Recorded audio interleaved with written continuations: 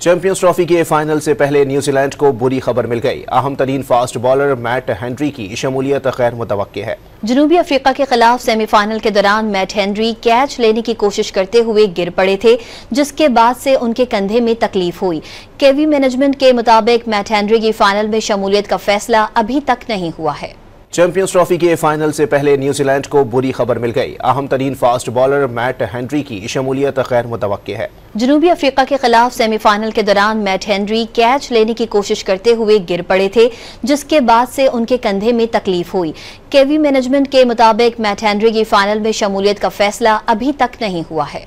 Champions trophy के final से पहले न्यूजीलैंड को बुरी खबर मिल गई। अहम तरीन फास्ट बॉलर मैट हेनरी की शमूलियत गैर मुतवक्के है। जनूबी अफ्रीका के खिलाफ सेमीफाइनल के दौरान मैट हेनरी कैच लेने की कोशिश करते हुए गिर पड़े थे, जिसके बाद से उनके कंधे में तकलीफ हुई।